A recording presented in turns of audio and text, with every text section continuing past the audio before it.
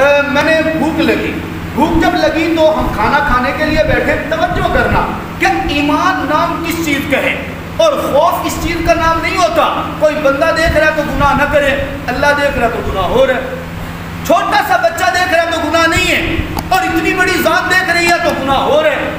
حضرت عبداللہ بن عمر فرماتا ہے میں جنگل کے اندر تھا، کھانا کھانے کے لیے بیٹھا، ایک چرواہا پاس سے گزرا، میں نے بلایا آؤ بھائی آپ یہاں پر اکیلے جنگل میں ہو، آؤ ہمارے ساتھ کھانا کھاؤ۔ اس جنگل کے اندر چرواہے نے کہا انی صائم، میں نہیں کھا سکتا، میں روزے دار ہوں۔ میں نے کہا جنگل میں گرمی کے عالم میں آپ روزے دار ہو، کس کے لیے روزہ رکھا؟ کہا اس اللہ کے لیے روزہ رکھا۔ کہا اچھا جاؤ کوئی بات نہیں ہمارے ساتھ کھا لو۔ کہا تمہارے ساتھ کھا لوں گا لیکن وہ رب تو ناراض ہو جائے گا نا۔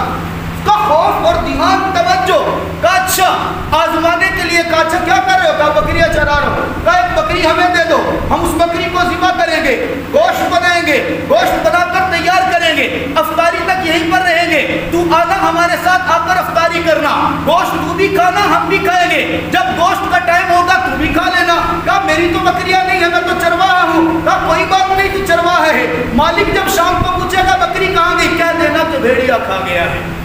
توجہ کہنے لگے، کہہ دینا کہ بھیڑیا، آزمانے کے لیے کہا، کہہ دینا کہ بھیڑیا کھا گیا ہے۔ کہا اچھا، کہا پھر کیا ہوگا؟ کہا تیرا مالک دیکھ تو نہیں رہا نا، تجھے پیسے بھی مل جائیں گے، گوشت بھی مل جائے گا، ہمارا بھی کام بنے گا، تیرا بھی کام بنے گا، افطاری اچھی ہو جائے گی۔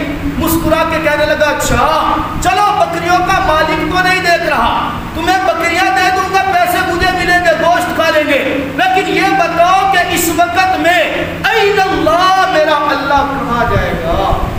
کیا میرا رب مجھے نہیں دیکھ رہا ہوگا؟ ہم اللہ کو جواب نہیں دیں گے، جب اللہ تعالیٰ کو جواب دینے کا وقت ہوگا تو میں کیا جواب دوں گا؟ حضرت عبداللہ بن عمر رضی اللہ عنہ فرماتے ہیں مجھے اسی وقت پکا یقین ہو گیا کہ مومن پکا ہے جو ایمان کی تعریف الایمان بین الخوف والرجاء، اس وقت طاقت میں تھا، قوت میں تھا، جھوٹ بول سکتا تھا، لیکن اس رب کا خوف، توجہ اور دھیان جب دل کے اندر ہوتا ہے پھر بندہ دنیا کے لیے نہیں اس اللہ کے لیے کرتے ہیں۔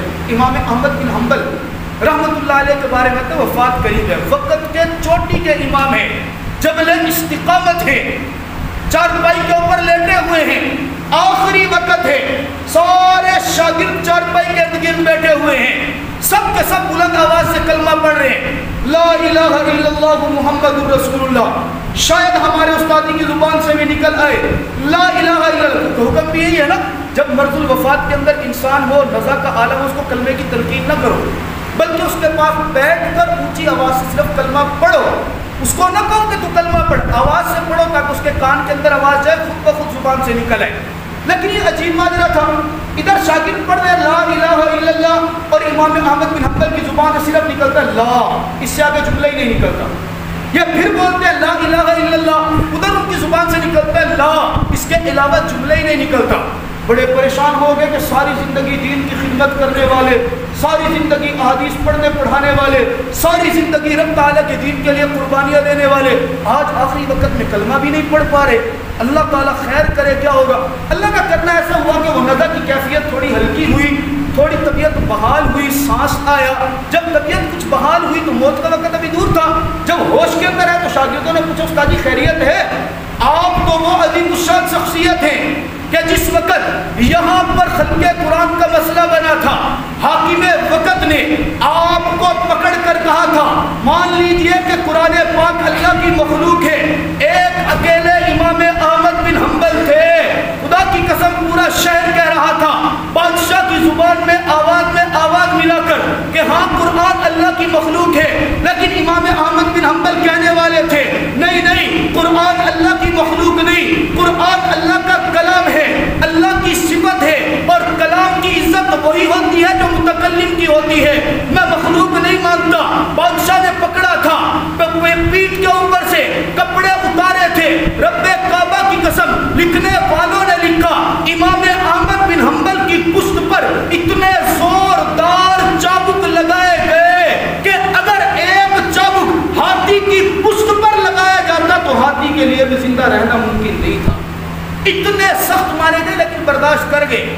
آپ نے دین کے لیے اتنی قربانیاں اٹھائی، وہی امام احمد بن حنبل تھے، حاکم وقت نے کہا میری بات نہیں مانتا، نہ کہا نہیں مانتا، شریعت کے خلاف جو بھی ہوگا میں نہیں مانوں گا، چہرہ کالا کیا، کالا کر کے ایک سواری کے اوپر سوار کیا اور کہا گلیوں کے اندر دوڑاؤ، گلیوں کے اندر گھمایا گیا۔ میں ہوتا، آپ ہوتے تو اپنی سبکی سمجھتے، اپنی پہچان چھپاتے، لیکن خدا کی قسم عجیب لوگ تھے۔ دین کی خاطر بات تھی نا، سواری پر سوار ہیں، جا رہے ہیں، بلند آواز سے لوگوں کو آواز دیتے ہیں، اور لوگوں مجھے پہچانو۔ جو پہچانتا ہے وہ تو ٹھیک ہے، جو نہیں پہچانتا وہ جان لے میرا نام احمد بن حنبل ہے۔ حاکم وقت مجھے سزا صرف اس لیے دے رہا ہے کہ میں قرآن کو اللہ کا کلام مانتا ہوں، اللہ کی مخلوق نہیں مانتا۔ اتنے بڑے عالم موت کے وقت میں صرف لا نکل رہے، کلمہ پورا نکلے ہی نہیں۔ کہا کیا وجہ ہے؟ آپ صرف لا بول رہے تھے، آگے کلمہ نہیں پڑھ رہے تھے۔ کہا میں کلمے سے انکار نہیں کر رہا تھا، آخری وقت تھا، اس آخری وقت میں شیطان نے میرے اوپر حملہ کیا۔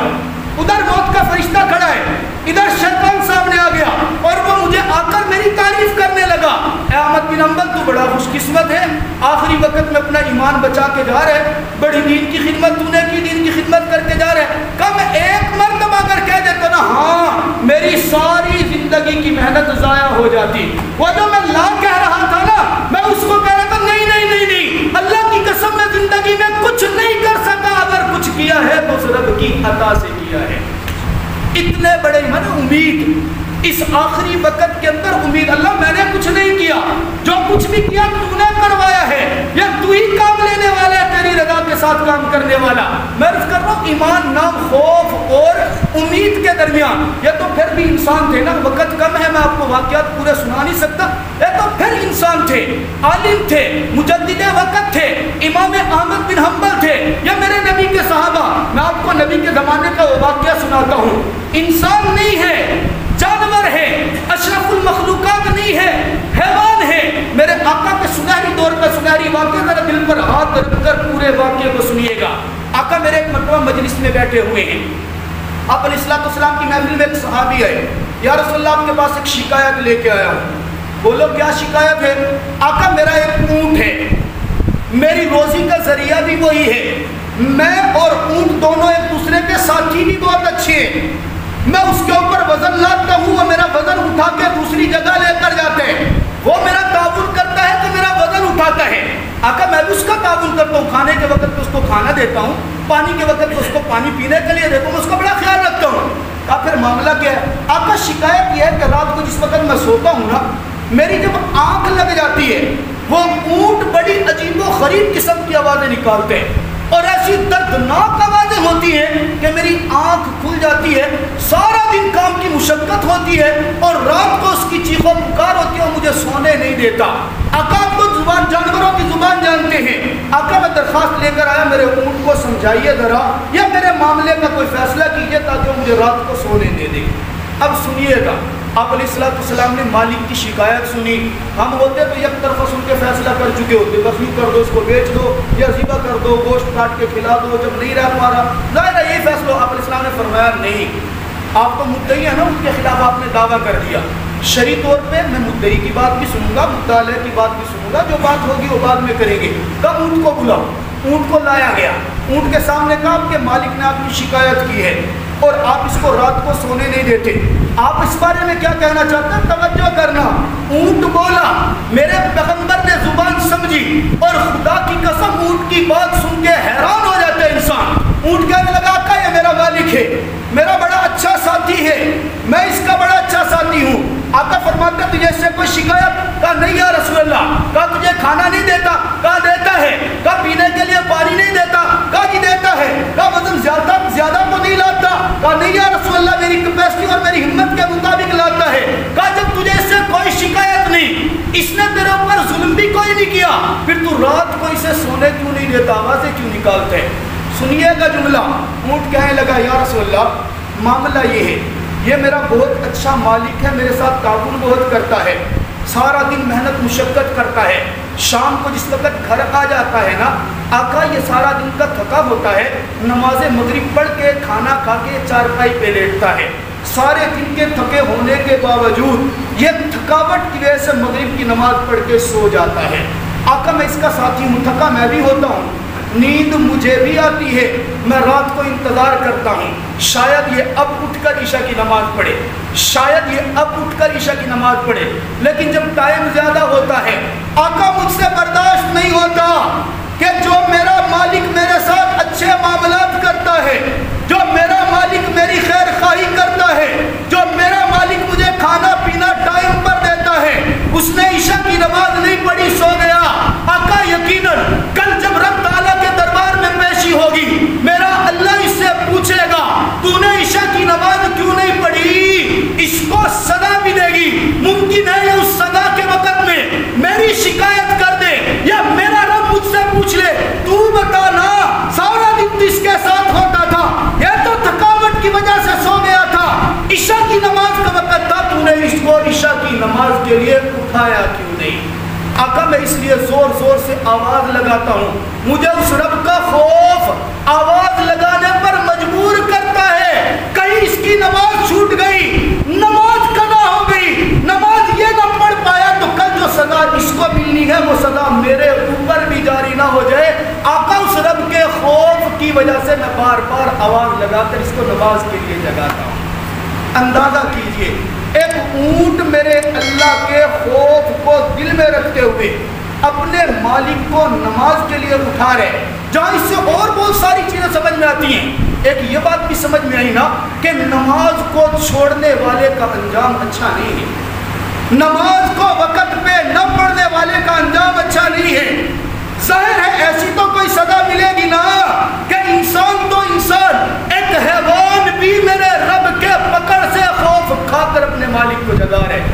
آج آپ اور میں اپنے گریبان میں دیکھ لیں، کسی کو بتانے کی ضرورت نہیں ہے، ہم دیکھ لیں کیا ہمارے دل کے اندر اس رب کا اتنا خوف ہے جتنا خوف اس اونٹ کے دل کے اندر تھا؟ کیا ہمیں نماز چھوڑنے پر اتنا دکھ ہوتا ہے جتنا کہ اس اونٹ کو ہوا؟ کیا ہمیں اپنے بیٹے کے نماز چھوڑنے پر، اپنے بھائی کے نماز چھوڑنے پر، اپنی بیوی کے نماز کے چھوڑنے پر، اپنے باپ اور ماں کے نماز چھوڑنے پر اتنا کبھی دل کے اندر خوف، خیال، توجہ، دھیان میرے رب کی خشیت آئی ہے یا نہیں آئی جتنے اس اونٹ کے دل میں تھی؟ میرے دوستو اگر نہیں آئی ہے تو ہمیں سوچنا چاہیے کیا ہمارا ایمان کامل ہے؟ کیا ہمارے اندر اس رب کی ذات کا خوف آیا ہے؟ اتنی بڑی مسجد، اتنا بڑا محلہ، اتنے زیادہ لوگ، لیکن نماز کے لیے چند ایک لوگ آئے باقی نہ آئے۔ مجھے بتائیں کہ کل میرے رب کے سامنے آپ، میں یا مسجد اللہ کے سامنے کیا جواب دے گی؟ اور میں خدا کی قسم یقین سے کہہ رہا ہوں، میں جملہ بڑا بولنے لگا ہوں، ٹائم بھی ہو رہا ہے لیکن بہت بڑا جملہ بولنے لگا ہوں۔ یقین ہے جب نمازی بے نمازی کے خوف سے وہ حیوان اونٹ آنسو بہا کے چیخے لگا سکتا ہے، ڈریے گا اس دن سے کہیں ایسا نہ ہو ہمارا گھر مسجد نمرہ کے محلے میں ہو، ہمارا گھر مسجد کے قریب ہو اور ہم مسجد میں نماز کے لیے نہ آئے۔ اللہ کی قسم کل یہ مسجد نے اگر دعویٰ میرے رب کے سامنے کر دیا، اللہ تیرے بیت اللہ کی بیٹی ہوں، اللہ تیرا میں گھر تھی، اللہ اس کا گھر میرے سامنے تھا، اللہ اس کا گھر میرے محلے میں تھا، لیکن یہ نماز پڑھنے میرے اندر کبھی نہیں آیا، میں اس کے خلاف دعویٰ دائر کرتی ہوں۔ ایک عام انسان دعویٰ دائر کر دے، اس سے جان چھڑانا مشکل ہو جائے۔ اگر اللہ کے گھر نے دعویٰ دائر کر دیا، آپ بھی سوچ لیں، میں بھی سوچ لوں، ہم جواب کیا دے سکتے ہیں؟ اللہ تعالیٰ ہمیں 5 وقت کا پکا نماز